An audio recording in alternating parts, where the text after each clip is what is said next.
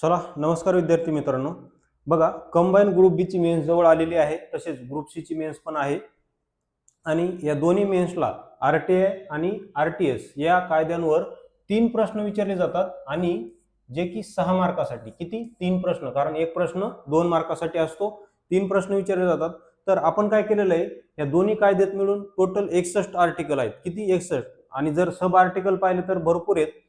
ते संपूर्ण articles tricks कसे लक्षात ठेवायचे आणि आउट ऑफ या कायद्यांना 6 पैकी 6 आउट ऑफ मार्क कसे आणायचे याबद्दल आपण संपूर्ण ट्रिक्स बनवलेला आहे व्हिडिओ कोर्स, ज्याचे फक्त 3 ते 4 लेक्चरमध्ये आपण तो देणार आहोत. आणि त्याची प्राइस फक्त किती आहे? फक्त 49 रुपयामध्ये आपण हे संपूर्ण देणार आहोत. त्यासाठी तुम्हाला बालाजी ट्रिक्स अकॅडमी हे ॲप डाउनलोड करायचं आहे. आता यामध्ये ह्या कोर्समध्ये कशा ट्रिक्स असतील, काय असतील, ते थोडासा डेमो मी तुम्हाला दाखवतो. तर बघा, आता माहिती अधिकार अधिनियम 2005. आता इथे संपूर्ण एकूण प्रकरण 6 कलमे 31 आहेत. यामध्ये हे डिटेल माहिती दिलेली आहे. आणि याला अनुमती कधी भेटली? 15 जून 2005 ला. तर मग याची ट्रिक्स आपण काय केलेली आहे? संपूर्ण ट्रिक्स केलेली आहे आपण, काहीच सोडलेलं नाही विदाउट ट्रिक्स. तसेच आयोगाचे पीओ पण शेवटी आपण घेतलेले आहेत. तर बघा, याला मान्यता दिली पंजोबाने, अशी आपण ट्रिक्स केलेली. पंजोबाने, पंजोबा म्हणजे प म्हणजे 15 आणि जू म्हणजे जून, म्हणजे 15 जून 2005 या कायद्याला मान्यता भेटलेली आहे. आणि या कायद्याची अंमलबजावणी झालेली आहे. हा कायदा अंमलबजावणी बघा, मान्यता आणि अंमलबजावणी दोन्ही डेट मध्ये फरक आहे आणि दोन्ही डेटवर प्रश्न विचारलेले आहेत. तर लागू झाला 12 ऑक्टोबर 2005 ला. तर याची ट्रिक्स काय केली? हा कायदा आरटीआय कायदा लागू झाल्या पहिला आरटीआय कोणी टाकला होता? तर पहिला आरटीआय हा बारामतीच्या ऑटो ड्रायव्हरनं टाकला होता. कुठल्या? बारामतीच्या ऑटो ड्रायव्हरनं टाकला होता आरटीआय पहिला. अशी आपण ट्रिक्स केली. अशी का केली? कारण 12 ऑक्टोबरला ऑटो ड्रायव्हर म्हणजे ऑक्टोबर, आणि बारामती का म्हटलं? कारण 12 ऑक्टोबरला त्याची अंमलबजावणी झालेली आहे. त्यानंतर यातील संपूर्ण आर्टिकल आपण ट्रिक्स लक्षात कसे ठेवायचे त्याचे पण ट्रिक्स इथं आपण पाहिलेले आहेत. तसेच सबकलम पण याचे संपूर्ण आपण लक्षात ठेवलेले आहेत. आता इथं बघा, प्रकरण 1 मध्ये प्रारंभ आहे. त्यात कलम 1 काय? कायद्याचा प्रारंभ. मग आपण प्रारंभ न म्हणण्यापेक्षा आपण काय म्हणायचं? कायद्याचा आरंभ म्हणायचा. आरंभ म्हटलेलं आहे. ए फॉर आरंभ असं आपण म्हटलेलं आहे. का? कारण ए एबीसीडी नुसार 1 नंबरला येतो. त्यानंतर इथे पाहू शकता तुम्ही, या सक्षम अधिकारी 1, 2 मध्ये सगळं संपूर्ण व्याख्या दिलेल्या आहेत. कलम 2 मध्ये त्यामध्ये भरपूर हे बघा, 2 मध्ये व्याख्या आहेत, त्यामध्ये भरपूर सब आर्टिकल दिलेले आहेत. तर त्या सब आर्टिकलच्या 2E वर प्रश्न येऊन गेलेला आहे. 2E काय आहे? तर 2E आहे सक्षम अधिकारी, म्हणजे सक्षम अधिकारी, प्राधिकारी. मग याला ट्रिक्स नुसार कसं लक्षात ठेवलेलं आहे आपण? सक्षम म्हणजे इथं ई म्हटलेलं आहे आपण. हे बघा, हे ई, त्याला काय म्हटलेलं आहे आपण? ई म्हटलेलं. ई, हे बघा, ई म्हणजे एनर्जेटिक म्हणजे सक्षम असं म्हटलेलं आहे. त्याला सक्षमला आपण एनर्जेटिक असं म्हटलेलं आहे. मग ई फॉर एनर्जेटिक अधिकारी म्हणजे सक्षम अधिकारी. मग त्यामध्ये लोकसभेचा सक्षम अधिकारी कोण असतो? लोकसभा सभापती. विधानसभेचा विधानसभा सभापती. राज्यसभेचा राज्यसभा अध्यक्ष. विधान परिषदेचा विधान परिषद अध्यक्ष. सुप्रीम कोर्टाचा सरन्यायाधीश. हायकोर्टाचे मुख्य न्यायाधीश. असे त्या ठिकाणचे सक्षम अधिकारी तिथे असतात. तर ती तशी व्याख्या तिथे दिलेली आहे. फक्त व्याख्या कलम म्हणजे 2E काय आहे हे विचारलं होतं, तर ते त्याचा आन्सर तसं आपण ट्रिक्सनुसार लक्षात ठेवलेलं आहे. बाकी संपूर्ण ट्रिक्सनुसार आपण तुम्हाला आणखी पुढे दाखवतो. बघा, आता हे बघा, दोन्ही पण कायदे घेतलेले आहेत आपण. आणि प्रश्न जिथले तिथेच. हे बघा, राज्यसेवा 20 जिथले तिथेच आपण प्रश्न पण. हे बघा, गटबला आला होता प्रश्न. हे काय काय नाही संपूर्ण आपण, म्हणजे माहिती आयुक्तांचे नियम यांचा कार्यकाळ किती असतो, काय असतो, त्यावर प्रश्न आले होते. तर ते संपूर्ण आपण इथे ट्रिक्स कव्हर केलेले आहे आणि तिथले तिथेच प्रश्न आपण काय केलेले तर पाहिलेले आहेत. आता हे संपूर्ण सबकलम होते आणि त्या सबकलमावर आलेले प्रश्न आपण तिथले तिथेच काय केलेले आहे? कव्हर केलेले आहेत. हे संपूर्ण प्रश्न काय करा तुम्ही पाहून घेऊ शकता. त्यानंतर पुढचे ट्रिक्स दाखवतो तुम्हाला मी. आता बघा, आता हे कलम 6 काय? हे बघा, कलम 6 याच्यावर पण प्रश्न आलेला आहे. कलम 6 काय? तर कलम 6 आहे माहितीसाठी विनंती करणे. कलम 6 काय? माहितीसाठी विनंती करणे. तर विनंती करणे, हे बघा, फोर्स करूनही माहिती मिळवली तर विनंती करून ऐकले नाही. हे बघा, फोर्स करून माहिती मागवली का? फोर्स करून का?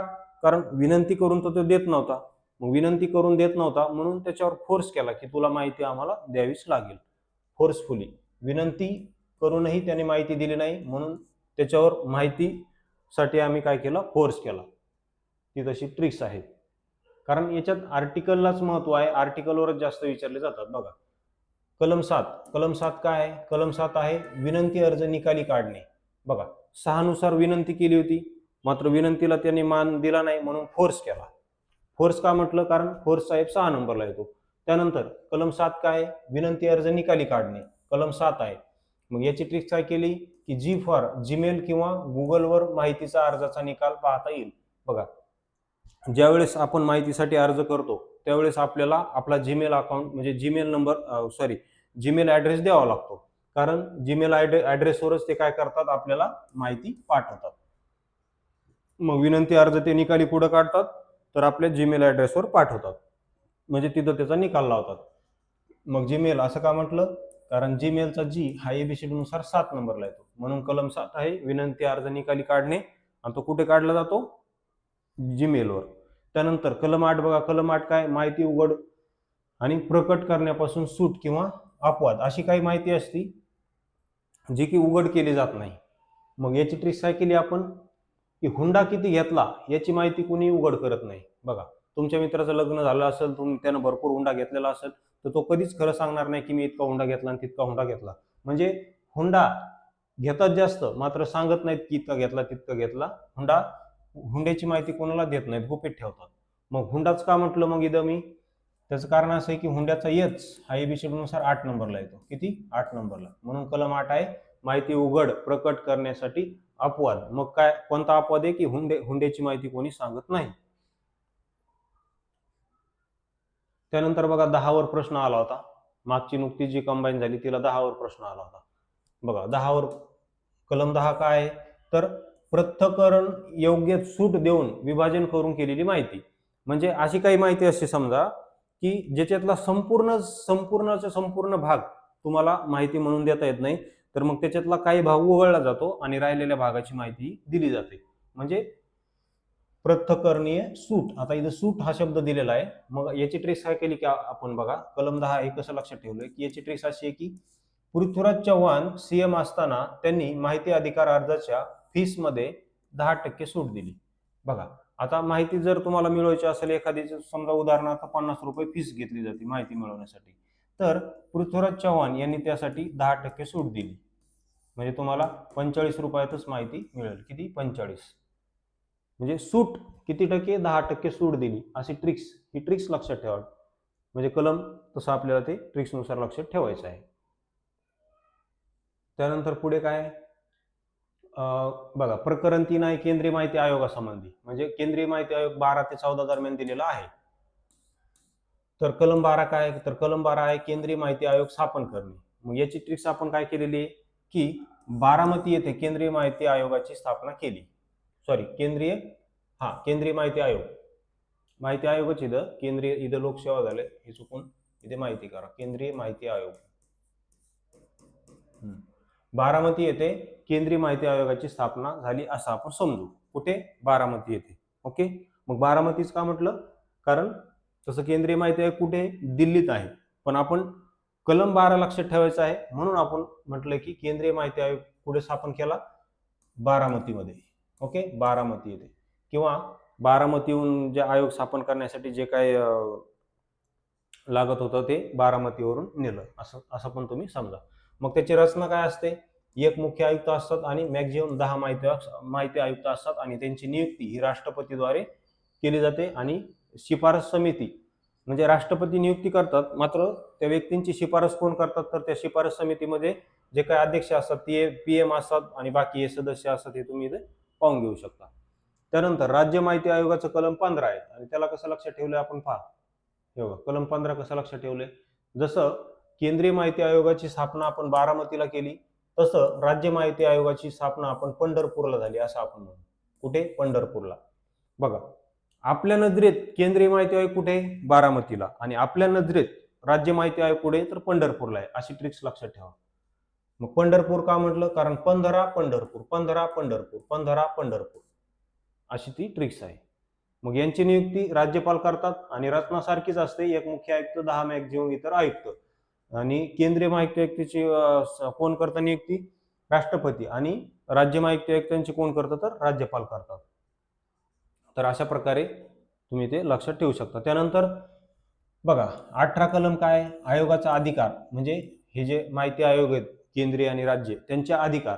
तर मग राईट, आयोगाचे राईट्स, हे बघा राईट इन्फॉर्मेशन देणे हे आयोगाचं काय आहे? अधिकार आणि कर्तव्य. म्हणजे लोकांनी माहिती मागवली तर ती माहिती एकदम राईट देणे हे आयोगाचं काय आहे? एकदम म्हणजे अधिकार आणि कर्तव्य आहे, प्रायमरी कर्तव्य आहे असं तुम्ही समजा त्याला. तर अशा प्रकारे ते आपण लक्षात ठेवलेलं आहे. तर अशा प्रकारे आपण संपूर्ण आर्टिकल्सचे काय केलेले आहे? तर इथे ट्रिक्स केलेले आहेत. आता इथं बघा कलम 20 काय, यावर पण प्रश्न आलेला आहे. कलम 20 आहे शास्ती किंवा दंड. म्हणजे माहिती अधिकाऱ्यांनी किंवा माहिती जे देणारे जे काही कर्मचारी अधिकारी असतात त्यांनी जर माहिती देण्यात टाळाटाळ केली तर त्यांना दंड लावला जाईल. मग याची ट्रिक्स आपण त्याच्यावरूनच केली की टाळाटाळ. हे बघा ट्रिक्स आहे की अधिकाऱ्याने माहिती देण्यास मुद्दामून टाळाटाळ केली किंवा चुकीची माहिती दिली तर त्याला दंड केला जाईल रोज 250 रुपये. किती? रोज 250 रुपये असा मॅक्झिमम दंड 25,000 होईल. दंड किती होईल त्यावर पण प्रश्न येऊन गेलेले आहेत. मग याची ट्रिक्स आपण म्हणजे त्याने टाळाटाळ केली म्हणून दंड, अशी ट्रिक्स केली. मग आपण टाळाटाळ केली म्हणून दंड. मग टाळाटाळचा असं का म्हणलं? कारण टाळाटाळचा जो काही 20 आहे, जो काही टी आहे टाळाटाळचा, तो एबीसीडी नुसार 20 नंबरला येतो. किती? 20 नंबरला. म्हणून कलम 20 काय आहे? तर माहिती देण्यास टाळाटाळ केली म्हणून दंड. त्यानंतर अशा प्रकारे आता पुढे दाखवतो मी तुम्हाला संपूर्ण यावर जे काही प्रश्न आलेले, शेवटी आपण ते प्रश्न घेतलेले. तेव्हा तेव्हा एमपीसीने विचारलेले म्हणजे भरपूर जागेच घेतलेले आहेत, पण जे काही शिल्लक राहिले होते ते आपण शेवटी तिथे प्रश्न पण काय केलेले तर घेतलेले आहेत. आणि संपूर्ण आर्टिकल्स ट्रिक्सचं लक्षात कसं ठेवायचं ते पण आपण इथे पाहिलेलं आहे. तर अशा प्रकारे आपण संपूर्ण व्हिडिओ कोर्स बनवलेला आहे, ज्याचे 3 ते 4 व्हिडिओ आहेत. फक्त 4 व्हिडिओमध्ये संपूर्ण दोन्ही कायदे आपण कव्हर केलेले आहेत आणि ज्याची फीस फक्त 49 रुपये ठेवलेली आहे. किती? 149. आणि 3 पैकी म्हणजे 6 पैकी 6 मार्क येण्याची त्याच्यातून गॅरंटी मी तुम्हाला देतो. व्हिडिओ पाहिल्याबद्दल धन्यवाद.